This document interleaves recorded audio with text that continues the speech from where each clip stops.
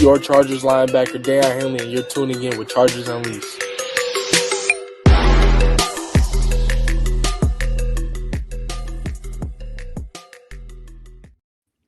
Welcome to another edition of Chargers Unleashed. Jake Hefner and Dan Wolkenstein here with you from the LAFB Network. If this is your first time tuning in to the show, make sure to hit that like and subscribe button on YouTube. You can also follow us on Facebook, Twitter, Instagram, Spotify, and Apple Podcasts. Dan Wolkenstein. We're just hours away from the month of April officially beginning. Depending on where you're at, depending on where you're listening, it may already be April 1st, but we're not taking any April Fool's jokes tonight because Dan and I are full speed ahead as it relates to the NFL draft. We have some things to cover. Some interesting comments that Jim Harbaugh gave today during his interview at the NFL owners meeting. And of course, as always, what we do with these live shows, you guys drive the narrative. It is fan Q&A. It is draft Q&A. It is Chargers Q&A. Fire all your questions into the chat by all means. Let's have some fun this Monday evening. Dan Wolkenstein, how are you? I am tremendous. Had a great weekend. We're getting closer and closer to the NFL draft. Free agency is still going, according to one Jim Harbaugh today at the presser. But we love doing these live shows. Honestly, we live for these. These are so much fun. And like Jake said, this is for you, with you, by you, listeners, viewers. So do us a favor. Hit us up in the chat. Let us know what your thoughts are, questions, topics, things you'd like to figure out, and we can go through this all together. Jake, lots of things to discuss today from Jim Harbaugh's presser. How are you today? Always appreciate you asking, Dan. I'm just fine. It was a good Monday. As I had said during our top 10 tight end breakdown show, I feel like it should already be like April 20th. Mm-hmm. For more reasons than one, that number just happened to pop into my head. What can I say? But I feel like it should be closer to the draft in general. And we're still like 3.5 weeks away. It's killing me. It's killing me. It needs to be here. We got a while. We've got a while. Jake, enough of the intro gangster that we have here for the last 3 minutes. Let's talk about our friends. Pay the bills. Want to remind everybody that BetOnline is the world's most trusted betting platform and number one source for everything football. BetOnline has every stat, every matchup, and even live odds and spreads to bet on during the games. You think you know your stuff? Get in our $200,000 mega contest and pick 5 games against the spread every single week for your chance at weekly prizes and a share of up to $200K. When the game is over, head on over to our online casino and get on a game of blackjack or poker or end one with one of our 150 slot games. Head on over to the website today. That's betonline.ag. BetOnline. The game starts here. So, Chargers fans, we are, less than a month away from NFL draft. Okay, Jake's doing the thing. I got to make sure I have the sound for him. Now, we are going to be full hype by the time that comes out. Thank you. I am ready. There's a bunch of questions in here already. Let's just start this thing off here before we get to any of our stuff. Why isn't Slater extended yet? Asks James. It's a good question. Anything else? Good question. No. I don't think that there's any doubt that people believe that this is going to get done. It's simply that you want to get done earlier rather than later, given what the market dictates. And you just hope from the standpoint, I personally think it's going to get done between now and the beginning of training camp. So I wouldn't worry too much. This is gonna get done. Slater obviously deserves whatever bag that's being thrown at him, and the market has dictated as such. And the Chargers should definitely be paying it. And that might be one of the other reasons that you've seen them spend their money in free agency the way that they have so far. So just keep that in mind. And the way that Joe Ortiz is definitely roster building. Remember, it's not just 2025 he's looking at. It's 2026 and beyond. And there are more free agents that are coming up for extensions other than just Rashawn Slater in the future.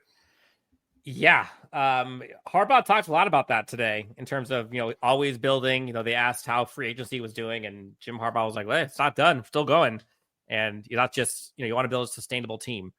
And this thing ain't even close to being over with. Jake, there's a Athier is here, by the way. Hey, Athier, welcome. Gary says, looks to me like Zion reps at center and making protection calls can only help his play at left guard in the long run. What do you think? This is might as well just dive into some of the comments that Jim Harbaugh said in that regard. He had talked about when Zion's going to get reps at center. And again, not fully giving him the center position or setting any types of expectations, but not only did he talk about what Zion Johnson was going to be doing possibly at the center position and competing for it, but then he rattled off Trey Pipkins, Andre James, Bradley Bozeman, Jamari Sawyer to be in contention for the left guard position if Zion ends up winning it out. Interesting. Now, mind you, the first comments that we heard about Zion Johnson possibly getting reps at center was from Joe Ortiz during Combine Week. Since then, a few things have changed. Andre James has come in during free agency. And personally, that's my pick as far as who is going to be the starting center for this team, unless the Chargers do something different come April 24th, which I think that they will. But one way or another, I think it's going to be reinforced. And one way or another, I think this is the team trying to give Zion Johnson versatility in this offensive line. Give him more opportunity for playing reps. And whether that is at center or whether that is going to be at left guard, which I think highly is going to be the case once again for him. I think this is a team that has confidence in him, but also I think this is them trying to get the best out of Zion Johnson no matter which position this is. And also a little bit of me thinks, let's see what you got, because there's a contract time coming up for Zion Johnson too that the Chargers may be thinking 2 steps ahead in terms of what does the future look like. I mean, if we're being real here, I think if we were going through those contract signing negotiations right now for Zion, I think he walks. This is kind of a last-ditch effort for him, last-ditch season for him as well. To kind of prove his value and upside, versatility, you named it. But it was interesting hearing when he talked about the possible options at left guard, and he said Trey Pipkins is probably at the top of that list. And it kind of got me wondering, right now, who would you put in there between, take the field, but more specifically, Zion or Pipkins? Because think about that for a second, real quick. Like, imagine having Joe Alt, 6'7", whatever he is, Mekhi Becton, same thing. Then you've got presumably Andre James or Bradley Bozeman. Then you've got Trey Pipkins, again, like 6'5", 6'6", and then Rashawn Slater on the other side. Like, that is what's a wall. Which would you rather have? It's interesting. It got me thinking. I don't know if either is great. Yeah, if you set the bar the way it is now, it's like, okay, pick what's a worse flavor. That's kind of what you're putting forth to anyone answering that question. Because Zion Johnson, especially last year, given the shape that he came into training camp, and obviously with the new coaching staff and what this new priority of the offense was seemingly supposed to be like, you expected better things from him. I definitely did. And unfortunately, that just didn't end up coming to fruition. Trey Pipkins being in this offense for so long, going from right tackle to right guard, still really not having his play improve, even being next to a player like Joe Alt. I'm not really sure that I could put the expectations that they're going to be better sticking him next to Rashawn Slater on the opposite side of the line. If it was me in that situation, I would go with the guy that has been there for the last few years, has camaraderie with Rashawn on that side, and that's where I would still go and basically use Trey Pipkins as your emergency swing tackle option if you need it at this point. We got folks in the chat saying option E or none of the above. Yeah, anybody want to? Hey, I'm looking for anybody who wants to throw in Jamari Sawyer, that position. Yep. Fitness, good point. Take Ratledge at 55. Hey, don't be surprised if the Chargers continue to reinforce this offensive line, even with the additions of Andre James and Mekhi Becton, and even what they seemingly are trying to put out there right now of what the competition is going to be at left guard. Mm-hmm. Whether it's Gray Zabel at 22. I would love to say right now that Tate Ratledge would be a phenomenal pick for the Chargers at 55. I don't think he drops that far, unfortunately. I don't. I would love to see that as a second option for the Chargers. That would be a beefcake of a line that you have built up in a single off season. Wow. We're 11 minutes in and talking beefcakes. We're off to a good start.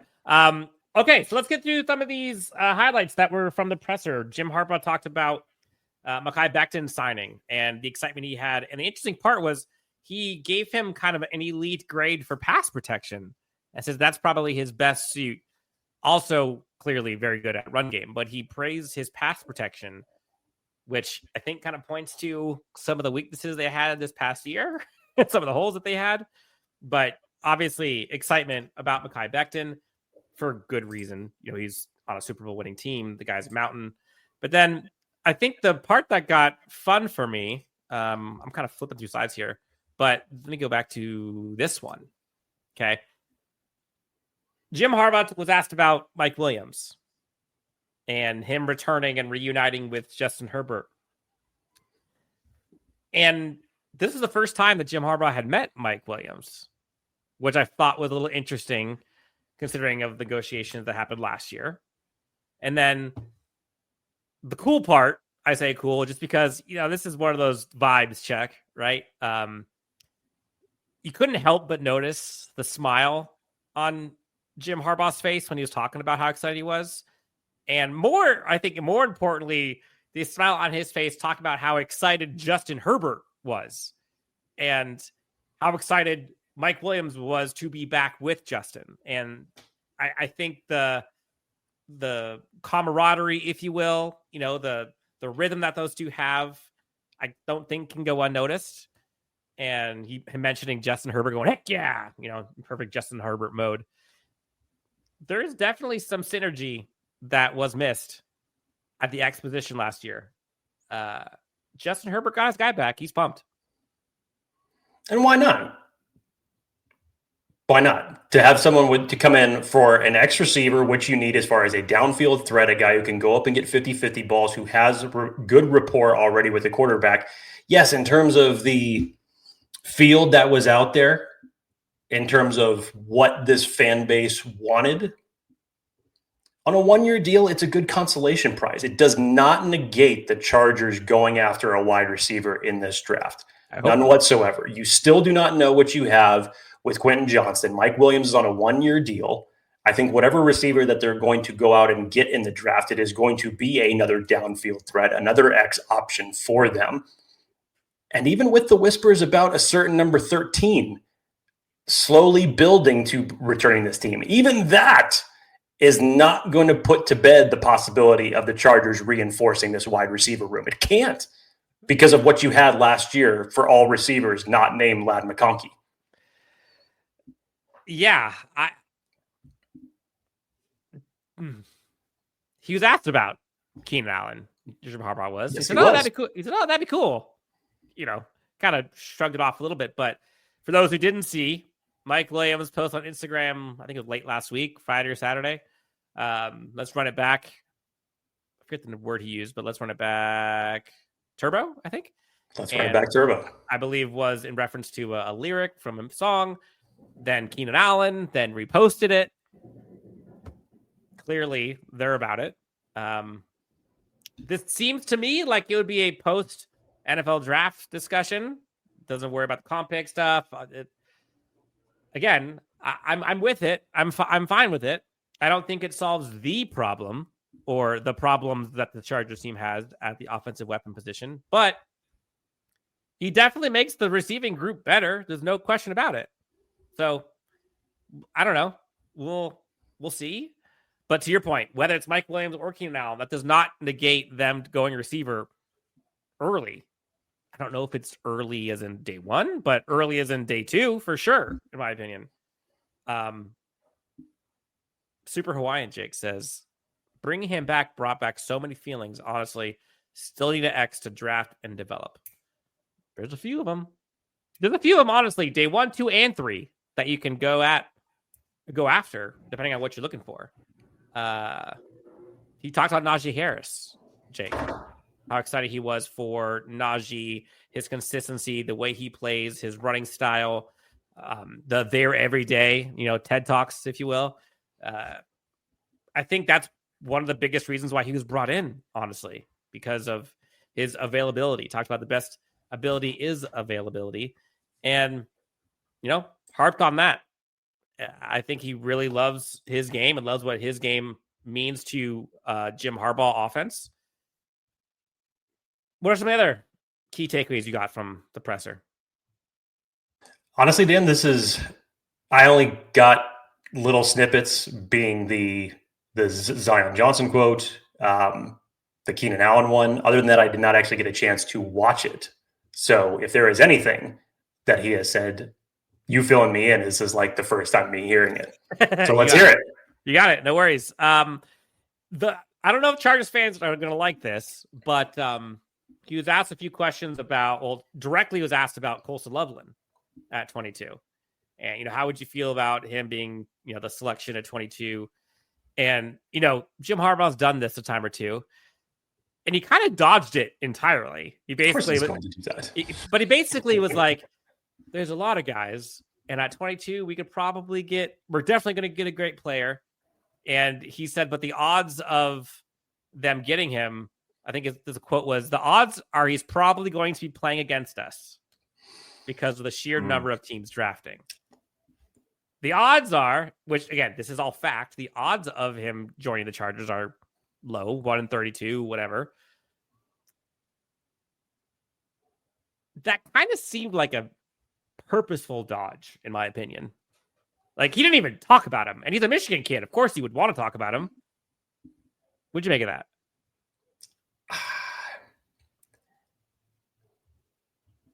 You always see this like box drafts, especially as you get closer to the draft, things like dramatically shift for certain teams and who they're picking, because the closer you get, the more and more you're hearing as far as who teams are interested in, who they're focused in, better chances that they've narrowed their big board to 1 or 2 players by the time that they get on the clock.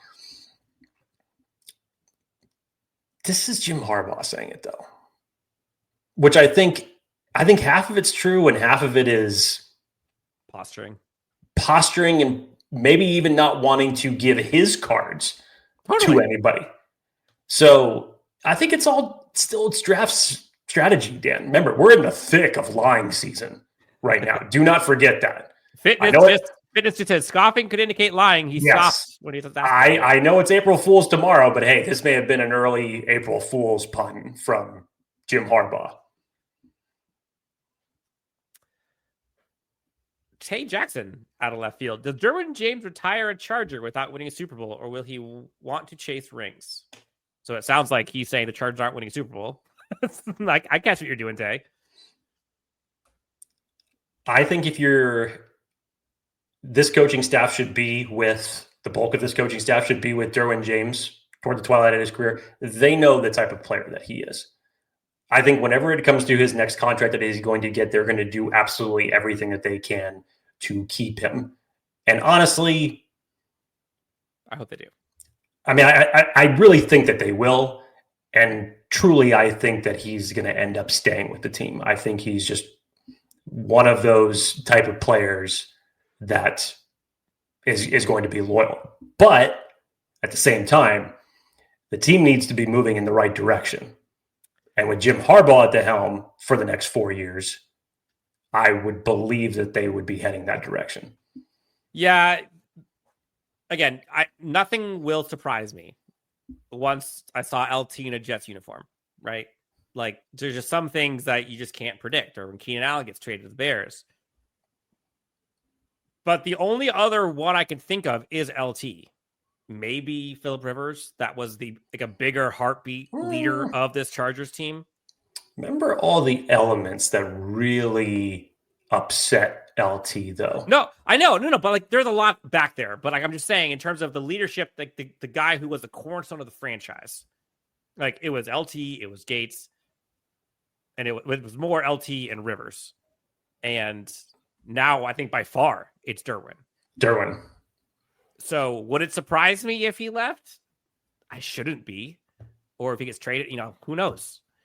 But I mean, he's put it all out there for this Chargers team. And every coaching staff, every front office person raves about him for good reason, both here and opposing teams. Daniel Gomez, it's my nephew's birthday. He's a big fan. Can you all say happy birthday, Dixon Maez? Happy birthday, Dixon. Happy birthday. Happy birthday. Let's see.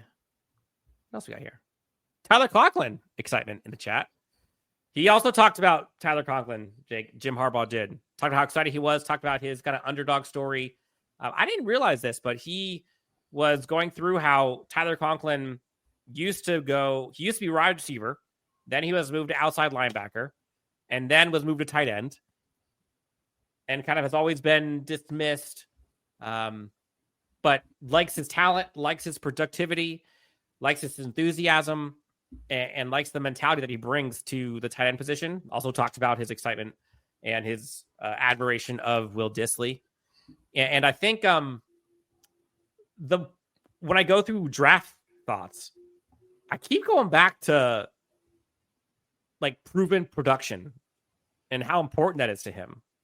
I mean, he's talked about it multiple times, and his staff has not lied about who they are.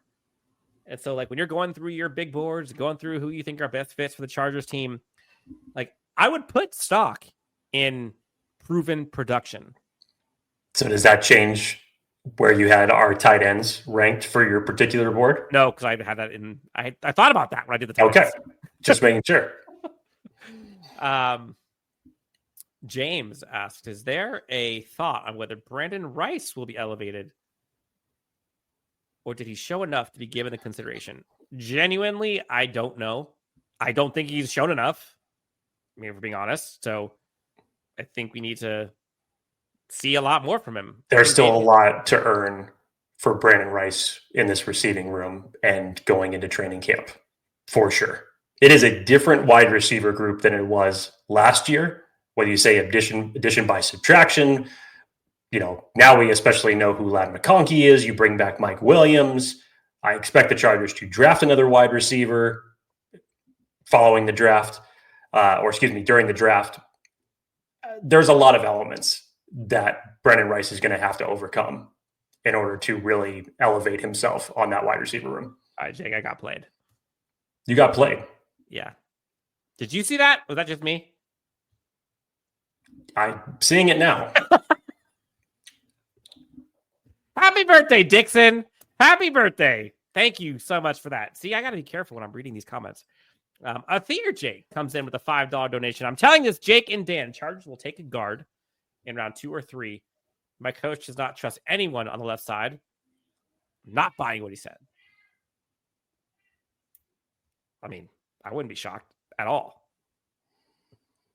Would you be shocked? I don't know anybody that be shocked going guard in the first 3 rounds. No, I don't think that's a shock at all. No. Do you think Harbaugh goes for 2 or sends it into overtime? In general? Overtime. Yeah, he'd probably go overtime. He even said today during the owners' meetings that he loves sudden death. But that's also, if you want to think about it, sudden death could be that 2-point conversion. It could be. I still think he goes into overtime.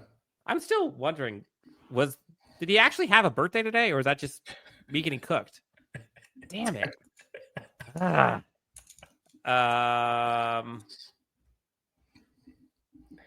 I wasn't the first one to say it. Yeah, you're welcome. There was something in here that was questioning. Robert says Conklin is a 550 to 600 yard tight end at best.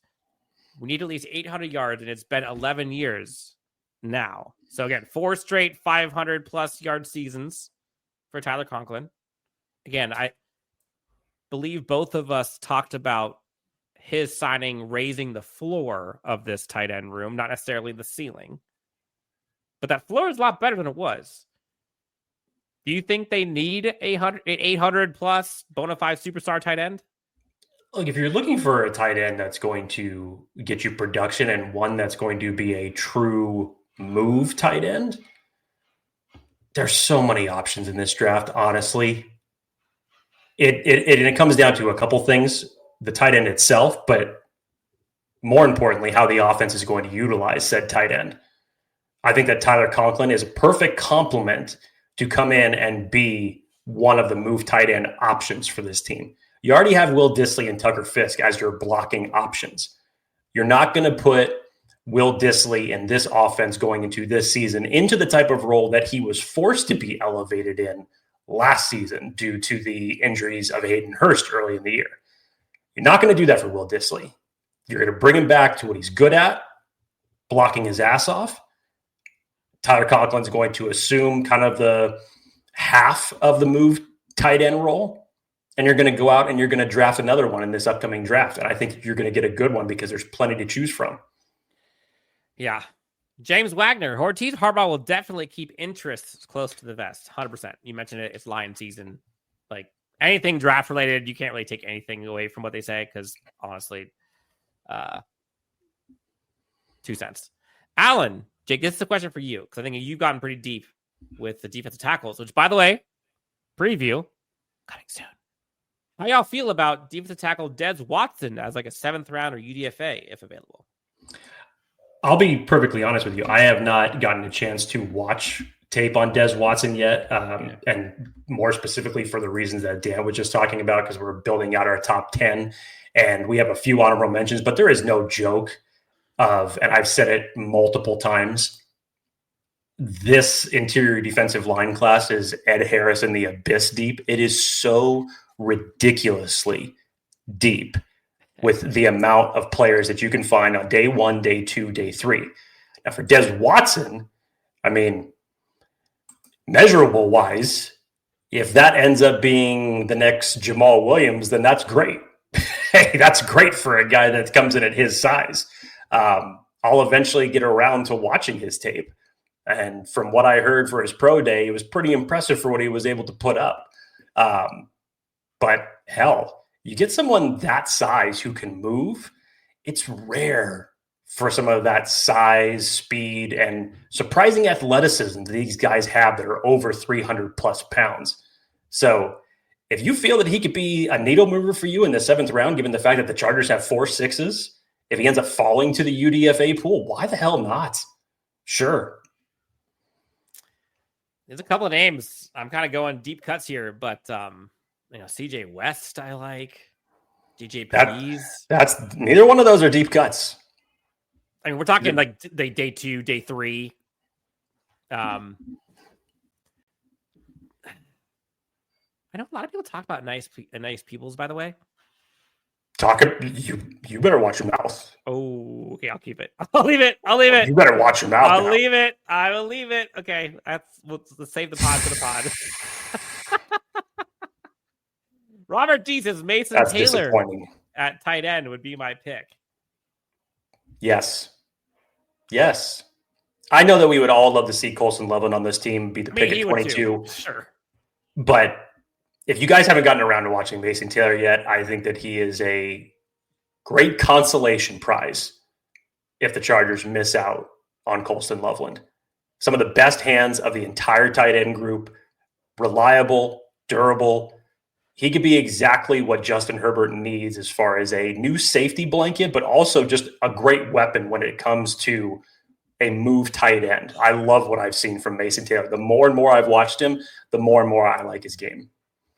Yep. Ferguson or Helm later. Yeah. I'm a little lower on Helm than others, but Ferguson, totally. Yes, please. Waylon still wants Will Johnson. Sees him as a possible trade-up scenario if he falls lower than 15. I wouldn't say that I know that we have briefly talked about the options of the Chargers trading up, and I wouldn't put it out of the realm of possibility. Not for corner, though. I would not think that that's the case. The random guy says Mason Taylor looks like he can block just as well as I can out there. I said this on the show when we talked about tight ends. I think he's kind of gotten a bad rap for blocking. Like, can he be better? Clearly. But people are making it out like the guy's 210 and doing nothing. And again, do I think he's terrible? No. Do they need him to be great either? Also, no. Like, they've got a pretty darn good blocking crew already for a tight end. Jake, there's a lot of people talking questions about the draft and such. We didn't even talk about this before, but would you want to do a mock draft? Like a quick, 3-4 rounds? Let's actually have a show, because I would love to do like a full 7-round mock draft. Yes. Well, that's my point. Okay, so no. So we'll tailor a show directly around it. And I did promise this a few weeks ago. We'll do at least 2 mock drafts between now and April 24th. Dan and I always will do it. 1 mock draft literally the night before. But we will make sure that we do the 1.0 version before that. Super Hawaiian 44. Jake, this is right up your alley. Thoughts on trading back in the first for more draft capital? How many ways do you want me to say yes? 7. Yes, absolutely. Of course. Fuck yeah. Let's. Si, senor.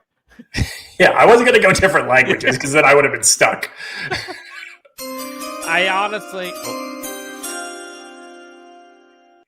like it. Getting to hear that shine more would be great. I would love it, personally. Imagine doing like a trade back from 22 to 27, 28. Yes. Sure. Yes, see. Any late round guard you really like?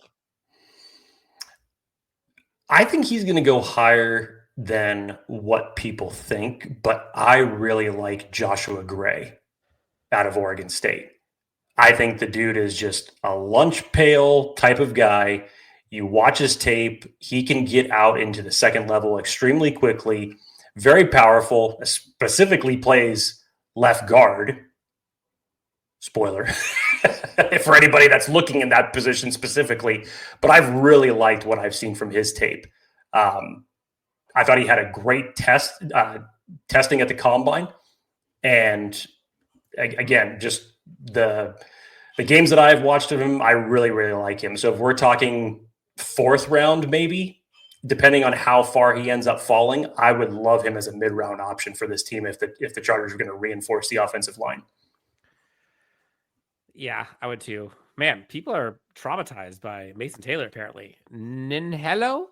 A couple days ago, I had a nightmare that he traded up to 5th overall for a 3rd, 4th, and 2 6th just to draft Mason Taylor. I'm traumatized. I don't know what Mason Taylor did to him. That is the most bizarre dream I could imagine. Damn. I mean, either you really don't like Mason Taylor, or you really don't like the possibility of the Chargers trading up. That's a weird combination to put together. I would have thought for sure the end of that sentence was going to say Ashton Genty or something. Mm-hmm. Speaking of which, Barry Sinclair, if Genty gets passed on by the Raiders or Cowboys, I'll be completely shocked. There's no way in hell he gets past the Cowboys or that number of selection. Throwing the Bears right in between that at number 10. Throwing the Broncos at 20 to get to the Chargers. Honestly, if he got to the Broncos, that would have gotten me shocked. Crazy. I personally think that Pete Carroll's going to go for his beast mode option, and he's going to select Genty at 6. If somehow magically he falls to Dallas, I have this long-running theory, and especially after all the shit that Jerry Jones had to answer for last year and not selecting Derrick Henry in free agency and going after him and all the answers that he had to give to the media and just everything that he had to try to spin it to make himself look better in that case. I'm thinking that there is no way in hell that if Ashton Genty was on the board for them, that he wouldn't just say, great, there's your running back, shut the hell up and let me go back to running my team. I can't see that as a possibility for them. I can't either. that they would pass that up. No.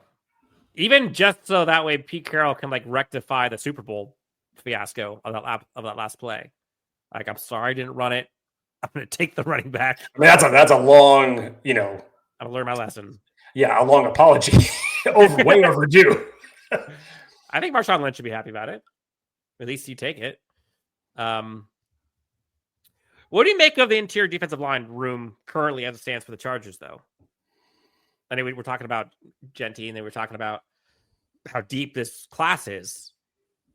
We'll talk about more of this when we get to the show on the interior defensive line rankings, but where is the need at interior defensive line? Like, what kind? Like, what are they looking for? Well, as we've said, the Chargers have set this roster up so nicely that they can literally go BPA in every single round. It's not necessarily as much of a need, especially in a draft class that's this deep, where you say, I have to get an interior defensive line by this round or it's considered a failure. I think the interesting thing about this draft, the way that it's been set up with Chargers bringing back Tyler Tart, and you bring in Deshaun Hand, and Dan, remind me of the third. Thank you. Jones and Hand were brought in basically as two guys to replace Poona Ford. Jim Harbaugh even said today that was losing Poona Ford was bruising to them. They really wanted to keep him. And so you have Tyler Tart, you have Hand, you have Jones, three guys who can defend well against the run. That's been their reputation so far in the NFL. But where are you going to get that pass rush juice from? That is the intangible, I think, that is missing from the interior of the defensive line as it stands right now. And specifically that, I think that's where the Chargers are going to tailor more of their search when they're evaluating how their big board's laid out. And when it comes to them drafting, they're going to look for that. If we're just talking overall interior defensive line, our big board would probably look the same as everybody else's. But I think the Chargers' big board for interior defensive line, they're going to have guys who can get after the quarterback, I think, stack ranked a little bit higher now. Yeah. Hello, Norman Lott. Come on down. If you're going day 2, day 3.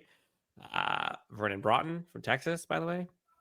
13% pass Western rate. I'll take that every day of the week for interior defensive lineman. Let's see. I'd like to sign Calais Campbell, says Alan. The ageless wonder, Calais Campbell. Maybe that is a signing that possibly comes after the draft.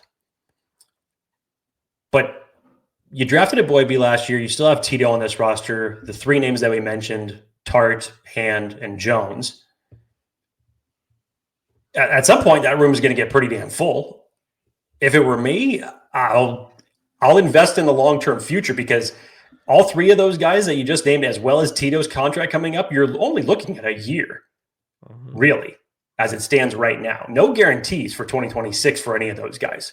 So you have to start building that interior of the defensive line for the future. So if it's me in this interior defensive line class, as deep as it is, that'd still be my ideal choice. Jim Harbaugh talked about those two, Naquan Jones, Deshaun Hand, at the presser today. Talked about like the tape that they really liked about them, talked about their talent, and love their enthusiasm and love for the game. Go back to the enthusiasm unknown to mankind, the presence. They really lit up the room. And so, yeah, I think he's pretty bullish on those two. But to your point, Jake, I think they do need someone with a more pass rushing prowess. And also, even if not, doesn't matter, long term. They need someone for the long term at that position. Athir, $10 donation. Athir, thank you. We appreciate you, buddy. I have this to say. Herbie gets a lot of crap from everyone. Allen and Lamar had stacked rosters and a great GM. Neither of them have been in Super Bowl. Excuses. Mahomes is in the way. Burrow beat him. Get the ring before them. Yes. I'm lost. I think he's saying he just really wants Herbert to get a ring before Lamar Jackson and Josh Allen. Okay. That's what I get out of it. Thank you. I needed that. Me too. Me too. Derek Harmon, question mark? Your $3 answer? Yes. Yeah. Oh, yeah. William says, mock draft, hurry up. We'll get there. Okay. Promise we'll get there. The same on the interior defensive line can be cut because it will only cost Ortiz $1.5 million to do so. Some of the interior defensive line can be cut. Oh, referencing the depth of the room. Yeah. Yes. Again, and Jake, you and I had talked about this offline a couple days ago about like, well, the room is pretty full. I think we were talking about like the receiver room, I think. Or maybe the safety group. That's what it was. And this Chargers team has always been, that's not true. Scratch that. Joe Ortiz has always been a proponent of like building the underbelly, right? Like competitors welcome and competing for that depth chart regardless. And there really are no locks, so to speak. And just because there's a lot of dudes doesn't mean if they can't find someone better that he will replace them. And so, like, yeah, there's a lot of names in interior defensive line, but how many of those names are you actually excited about? Same with receiver. Like, they got a lot of names at receiver, even with Keenan Allen. But, like, Keenan Allen, Mike Williams, Ladd McConkey, like, is that trio good enough? You're muted. I said it's better than what you had after the draft last year. It is. I don't know. How much does it move the needle? Marginally. It's like right. Does it set you up for the long term? Josh No. Palmer, like we thought he was going to be the next come up, right? DJ Chark possibilities. Yeah, it still doesn't take you away from investing in that position. It doesn't set you up for the long term. Yeah. But sure, for the 2025 season, that'll move the needle. Rick H. Town says Matthew Golden should be the pick at 22. I'm here to say. Oh, boy. I'm here to say. And don't shoot the messenger here. But just brace yourself, Chargers fans. This is just my personal opinion. I know nothing. Even if Golden was available, I don't think they take him at 22. Like, I would love it. But damn it, I've learned my lessons. I got my battle scars to prove it of what I would do versus what Jim Harbaugh and company would do. He would be great in a lot of offenses. I just don't think that's the archetype that they want to go for. Do you?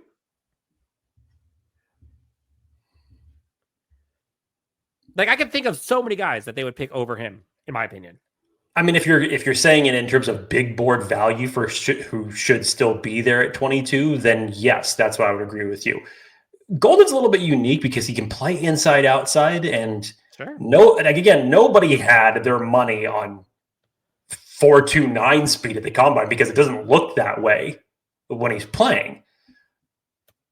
But to Dan's point, I think in this particular circumstances, given the archetype of what you need, yeah, I think that there's a different type of wide receiver that they would be going after. Yeah, I said it since the jump. It's Tet or bust to round one. But I keep going, honestly, like, I keep going back to Luther Burden, and I don't think he, like, fits schematically, but that's like I love that archetype. But who's the Williams kid? He's the Simeon. No, not the TCU one. Kyle Williams. There you go. Yes. I like him. He's my day two. A lot of people should like Kyle Williams. Yeah. But round two, Harris, Higgins. Yeah, like there's a lot. There's dudes there. Matthew Dahl asks, what's the running back you guys don't want them to draft? That I don't want them to draft?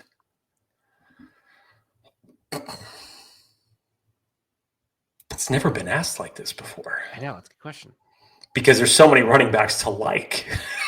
Truly, starting at the top, and just like the defensive line class. I'm going back to the big board. Here's why Not many, honestly. Here's why it values the Chargers so much is that when you think about whoever the running back is, they take. In a different universe, if Aston Genty was the pick at 22, or we're going Amari and Hampton, or we're going Judkins, Henderson, RJ Harvey, Scatterboo, whichever one it is, they're still going to be put in a running back by committee type of scenario with Najee Harris. In turn, that's going to benefit the entirety of the running back room. And also for whichever running back comes in and joins the stable, that's really going to, I think, be a buffer for them going forward in their career. Because yes, remember, Najee Harris is only on a 1-year deal. Do I think that they're drafting a running back with the eyes to 2026 for that? Sure. 100%. Absolutely. So, a running back that I don't like? I'll give you one, Jake. Go ahead. Raheem Sanders. He's 264 on the big board. Like, I sure as hell hope they draft a running back before that. So there's one. So okay, you're just saying that specifically that if they didn't draft a running back before Raheem Sanders, it's bad to you. Not necessarily indicative of Raheem Sanders. You just want them to draft a running back before that. I hope they draft one before the 7th round. I'm like, dude, why are you throwing shade on Raheem Sanders? Like, what are you doing? Action Dan 65, $20 donation. Action Dan. Every time I hear Action Dan, it reminds me of Lieutenant Dan. Sorry, Saving Private reference. Chargers will not pick another free agent until after the. That was a Forrest Gump reference, Dan. What did I say? Saving Private Ryan. Oh, damn it! They will draft EPA and then see what they need after the draft. They can grab Allen and others without hurting their comp picks for next year. I fully agree with this, by the way. I fully agree with this. Yeah. The news on Keenan Allen could very well extend past the NFL draft. I think it will. Like, I understand everything has been like so close, and Mike Williams, since he teased it at the press conference and dropping his Instagram post and then Keenan Allen reposting it, there's a chance that we may be waiting until after the draft for that news to drop. That's a lot of smoke. That's a lot of smoke and a long time to wait. But I fully agree with this. If it's not Keenan Allen, I don't see them picking up anybody else before the draft. TD says Trayvon Henderson has the highest gap scheme score on PFF other than Genty. That's my guy. Henderson and Najee Harris. Yes. Just be an ass kicker of a backfield. Yeah, he is such a good fit for this Chargers team. I would love it. Hanan Derry, Tootin and Sampson because they're fumble machines. Honestly, I'm kind of with you on the Tootin thing. I know he's exciting because of the speed. I get why people love that. I feel like that is something that you are going to have to spend a higher pick than you want to, than I'd be comfortable with for him. Will Harbaugh draft a Quentin style to compete with him? I love Q, but he still had some critical drops. Well, which type of Quentin are we talking about? Like the Z Quentin or the X Quentin? Right. Because you definitely don't want the X Quentin. I think you can find a lot better X's than what Quentin does as an X receiver for sure. But the X Quentin was the one who had the drops. Right. Not the Z Quentin. We don't want that Quentin. So I don't want that Quentin times 2 on this team. Yeah, I'm with you. I'd like 2 Thunders instead of Thunder and Lightning. It's fair. I wouldn't. That's fair. No, I mean, I get it. And you still don't know what you have with Kamani Vidal rounding out this running back room. But honestly, the idea that you have now to either just go full on, move the chains, kick your ass as it relates to the running game with the way that you're kind of building this now with Najee Harris, Mekhi Becton, that's one way to approach it. And I can understand that. But at the same time, man, you have flashes in your head of what Omari and Hampton and Najee Harris could be on this team. I mean, that's enticing. It really is. I don't think that there's any wrong move that you can make in terms of how you're going to build out this running back room. It is that good. Robert says, lifelong Chargers fan, I want some weapons for a 6-year quarterback. 48 years I've watched this movie. How many have you watched? There's deep cuts here, by the way, Jake, of names that folks are putting in the chat. We haven't watched as long as that. But I fully get your message. Yeah. I do. And I believe that there will be some weapons that arrive, and we'll be talking about them after April 24th. Mm-hmm. We got folks in here talking Dan Fouts, John Jefferson. It's hilarious. David Boston? No, that's not one. Yeah. Sorry. Damian Martinez at 125, says Hanan Derry. That's one of your guys, isn't it? Oh. Damian Martinez is just a freaking bulldozer, man. That to me would kind of be the secondary version of putting Travion Henderson and Najee together. You put Najee with Damian Martinez together. Yeah, man, that's another option to just run the ball down their freaking throat. Albert Fresca says, are the Chargers totally depending on the draft to fill all their needs? No. Hence, look at what they've done with 20-plus free agency moves, but at such a light clip. They did in retrospect, when you look at this, look how different it is from when Tom Telesco had this much money to what Joe Ortiz is doing with literally the same amount. And actually with a lot left over for the amount of value that he's brought in. It's low risk, potentially high reward. And if you cash in on the high reward, you have the option to let them walk and still get comp picks off of it. You've built up the depth so that you can draft for the future. That's what this team has lacked for so many years. It was too top heavy for the better part of a decade under Tom Telesco.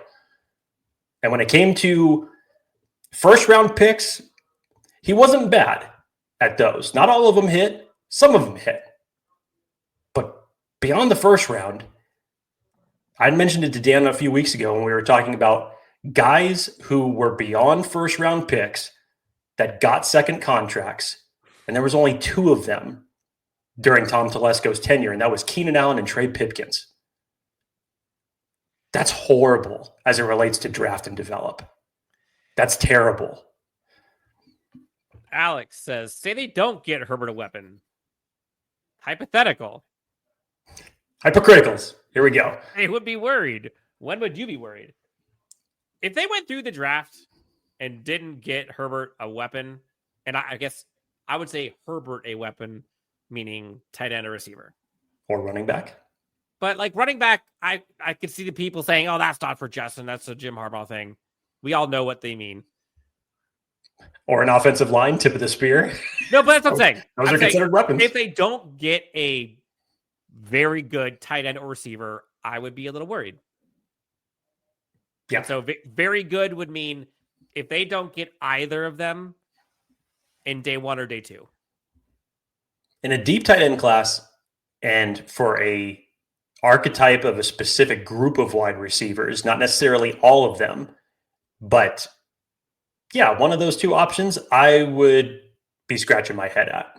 I might extend it to round 4 for receiver because to your point, because I think there are some early day 3 guys early that I think could be like that X position. I love the San Jose State kid. What's his name? Nick Nash. There we go. Thank you.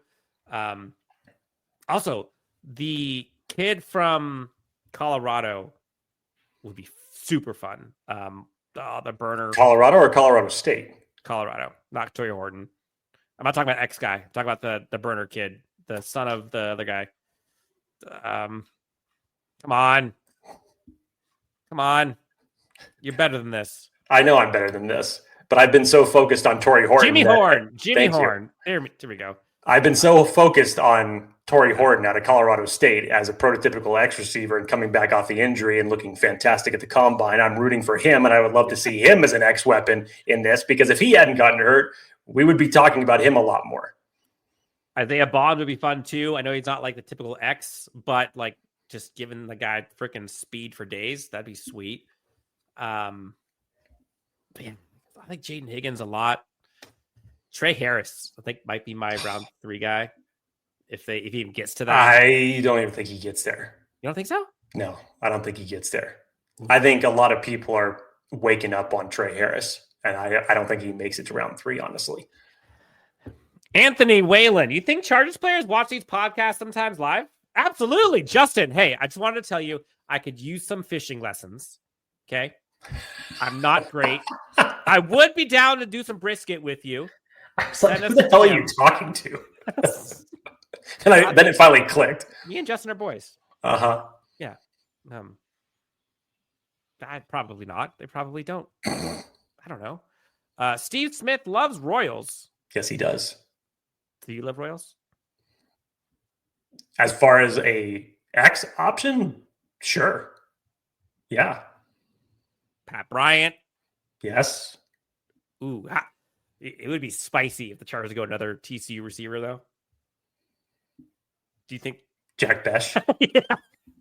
Again, it fits the. I get it. It fits that archetype of what they should be looking for to round out the wide receiver group. Mm-hmm. Fitness says Herbert is playing with Harbaugh's chickens. Graphic. That's a mental picture. I don't even know what that means. What do you think of Alec? I'm going to butcher this last name. I can never say it right. You can do it. Yomanor. Io Manor. I really like him, Dan. I didn't. I'm sorry. I don't get it, but if you're looking for somebody who's going to be like that type of a Harbaugh type of wide receiver, I think that's it. That's Alec for sure. Oh, man. Savion Williams is QJ clone. I disagree. They are different players. I see why people say it, but they're different players. Albert says, I'm sorry. What was the use of having a huge cap and we go shopping at the Dollar General for bargains? Come on. Again, they signed 20-something players. So let's say they go out and get one of those bona fide superstar guys for $25 million a year. Jake, you strapping up? I'm sure as hell not. Also, remember the last time that you had this type of cap space and the return on investment you got off of those big name free agents that you signed? Mm-hmm. I can't remember the investment because it wasn't there. What I can remember is a year ago, after Joe Ortiz signed J.K. Dobbins, Christian Fulton, Poona Ford, Tahir Tart, all on one-year deals. For the better part, they hit. Mm-hmm. Two Papa says, no David Williams, 0. I'm not saying that the Chargers would or should get him. I'm just saying I think the comparison to QJ is a little far. Andre says, we still got $35 million available. Yes, we do. Maybe they'll pay JK and Asante. So I'm surprised Asante is still out there. I think you're getting to the point now where every team is kind of falling into that mode where let's see where the draft goes, and then we'll look for that next half. Once again, it's not going to count to any team's comp pick formula if you start signing free agents after the draft. But I think that we've gotten to that stage. And for Asante Samuel Jr., I mean, essentially he had a lost season after 3 games, really. Yeah. He already had some issues with his tackling prior to that. And you've got a pretty good corner group in this upcoming draft as well to evaluate. Speaking of corners, Jim Harbaugh also was high on Dante Jackson, the cornerback from Pittsburgh. Mentioned free agent from Pittsburgh, that they just signed. Kind of mentioned him as kind of a ball hawk and what that does to opposing quarterbacks when they have to kind of question if they should throw it that way. I kind of like him too. Barry Sinclair, 98% chance they bring in Herbert's brother as UDFA. Is that what Barry thinks? Is it Yes. he's that high on it? Wow. I'm taking the under. Yeah. I don't know. I don't know. I actually have not put any hypotheticals into any form of the hypotheticals of Herbert's brother coming to the Chargers. Not to say that it's not possible or that it wouldn't happen. I just haven't mentally done that yet. I haven't either, honestly. James Wagner with some kind words. Several of these podcasts have helped sustain the fan base. And last year, you guys were given the recognition for that. So I, as somebody who has been paying attention to the great work you guys have given, appreciate that, James. That was very nice. Thank you. Dorian Porter, says TD. Darian Porter, excuse me. I mean, Iowa State just had a great combine collectively for seemingly everybody that participated in. There's aspects of Porter's game that still need to be cleaned up, but when you watch him, he's a valuable piece for any team. I'm interested to see where he's going to go because, you know, the best thing about the combine is that when you have either great tape and guys live up to that and they perform or even exceed what you think that they're going to do, that forces guys to raise their draft stock. On the other hand, when you have guys that talent scouts haven't watched that much and then you see them test the way they do, it forces you to go back and watch them and even so elevate their draft stock. So I'm very interested to see where he's going to go, but in the big picture of things, I think Porter helped his draft stock out immensely. I don't see him getting out of round 2. Fitness says hypochondriac. Jake, add that to the hypos that we got to remember. Hypocriticals, hypochondriac. Hypochondriac now. Hypotheticals. Hanan Dairy with $2 donation. Good pod, guys. Thank you. Thank you. I love the hat, by the way. I never mentioned this, Hanan. I don't know if I'm even saying your name correctly. It's because you have one of those hats. I think I do. You do have one of those hats. Mine's a lot bigger, though. Mine's a lot bigger from Brewery X.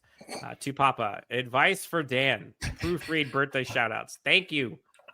Your Noted. Father. Noted. Jeez. That was literally the first time that's happened on the show where we gotten played like that. Where I've gotten played like that. That's all right, dude. You had your Ron Burgundy moment. I did. You know, we'll just brown cow. We'll screen the comments closely longer than 3 seconds. Now it's definitely going to happen again. You know it's going to happen again. It's going to come after us now.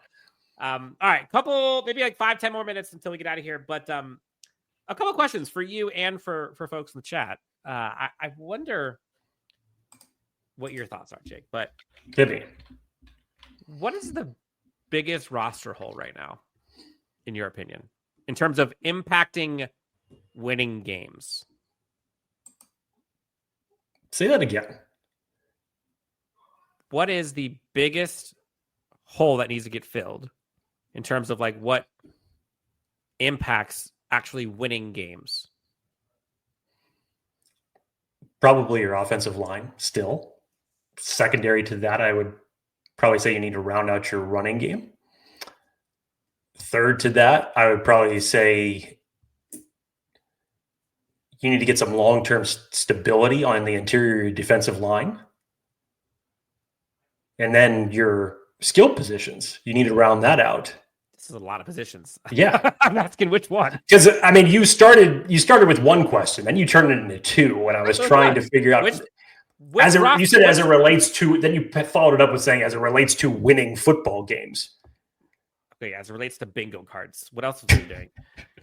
I mean, if you were to tell me that right now, then I would spin it around and I'd probably say, well, tight end is still a glaring hole that you need to take care of for sure. Offensive line is a glaring hole still that even though it may seem like for at least 2025 that you're building depth, but you're still building that for the long term. That's a glaring hole. That's essentially been a glaring hole since Justin Herbert has arrived with this team.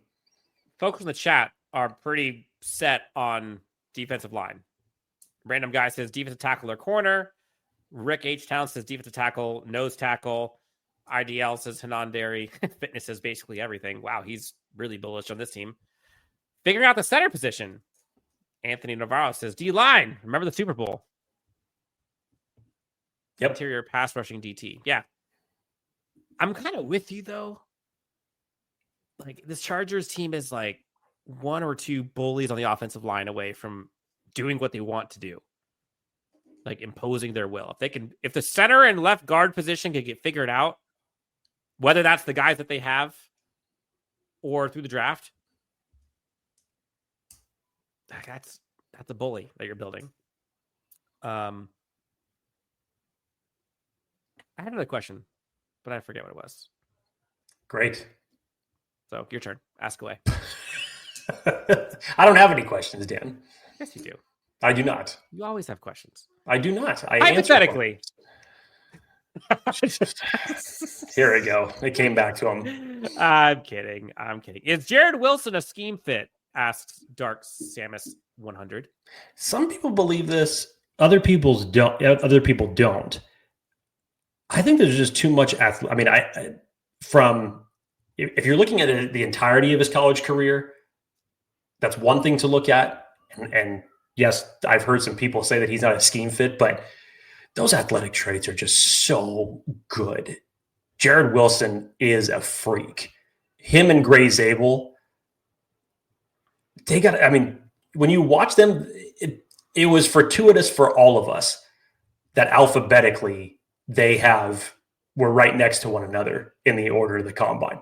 Because to watch them go through the drills and then you go back and you watch their game film, there's no reason to think why Jared Wilson would not be a fit for the center in this position. There are just way too many traits for him that, to me, look so good. And this center class in general has gone through such a morph from where we were in September, and for some of the names that we thought were going to be the top names. Then you had a couple names go back to school. Then you had a couple names that got dropped due to injury. And it's been like reshuffled. And now all of a sudden, here's Gray Zabel from North Dakota State coming in as the number one consensus center for a guy who's essentially played every offensive line position. It's just been a really interesting way to see the center class overall shape up. But Jared Wilson, yeah, absolutely. Do I think he makes it to 55? Now, that's a different question. That's a very different question. Hanan Derry, when are you guys doing the top IDL pod this week? It'll be out this week. Fitness, we're really optimistic here. Fitness, which team will beat us by the most points at home? Beat us by the most points at home? I don't know. The Chargers weren't really blown out until, unless you want to call the until the Bucs game, and then again you can call it an ass kicking in the playoffs. Sure. I'm trying to think of who they're playing. Okay, home game. So that would be, Eagles, Commanders, Vikings. It's probably Eagles or Commanders, if I had to guess. So I would say Eagles. I don't know how it couldn't be the Eagles, considering they just blew out the Chiefs in Super Bowl. But who knows? Fitnesses. I don't think they'll be an AFC team. Yeah, I'm probably with you. Did I'm missing anything? I know we went through a bunch of questions here. Nope. This is a good gear up for this week, Dan. It is a good week for this pod, considering what we have coming up. As we had already mentioned, the interior defensive line group, our top 10s, which was a bitch to get through. And all things considered, here's one spoiler that I'll give as it relates to that top 10 list. We're going to have some honorable mentions that just missed the top 10. In reality, we could have created a top 10 honorable mentions because it's just really that deep. And there's a number of these guys that are razor thin. So keeping some of these names off top 10 was extremely tough. So that'll be a fun episode to go through when we do later this week. And further down the line this week, we will have a special guest that we are very much looking forward to. So keep your eyes peeled. We got some fun stuff on the horizon here really quick. I think that'll do it, Jake. We've gone through a ton here. We're fending off the live mock drafts requests for later. Jake's really keeping the anticipation flowing. People have to remember, says TD, these prospects aren't finished products, and we have to project how well they can be coached up. Dan, this is something that I've been talking about in terms of, I think that the Chargers are leaning into something that they have not had the luxury of leaning into since the days of Marty Schottenheimer. Talk about it. Where you see a number of these one-year deals, and when you see the way that the one-year deals hit last year, what was that due to? Not just the players themselves, but by the coaching. When you have Jim Harbaugh on this team, who's already proven that he can coach up players wherever he goes, when you have Jesse Minter and the likes of Steve Klingscale on this defensive staff, you're relying heavily on that for guys that not only are going to fit their system, but you're relying on the coaching to come in there and build that up. You thought that that's what you were going to get with Brandon Staley. It never ended up happening. And most of the rosters that have been built before that through the Anthony Lynn era, through the Mike McCoy era, through the Norv Turner era, have been more top-heavy and more reliant on talent than it is to overall upside and developmental traits. I think the Chargers are now in a position where you could take coaching and talent and put it together and maximize it. They got to take advantage of it while they still can, because these coaches are going to get plucked. That's just the nature of the beast. So you already saw O'Leary get plucked. Like, it's happening. And Jesse Minter isn't going to be here for long. Steve Klingscale isn't going to be here for long, or at least not as a safeties or DBs coach. Like, he's going to get plucked or promoted. Those are the only two options for him right now. And yeah, I think the Chargers team has a window here where they can take advantage of the fact that they know this scouting component of the NFL draft and understanding, considering all these guys came from Michigan. Like, they've been living and breathing through this. So yeah, I think this Chargers team is well on their way to benefit from the assets they have at the coaching stable right now. Jake, this has been fun. Chargers fans, appreciate you guys. If you haven't already done so, do us a favor. Hit the like and subscribe. Helps us out a ton. James Wagner, I'll let you be the person to tell everyone else this. Have a great weekend. God bless you guys. Bolt up. For Jake, I'm Dan. This is Chargers Unleashed. Thank you guys so much for tuning in. Enjoy the day. Enjoy the night. And we will talk to you next time on Chargers Unleashed.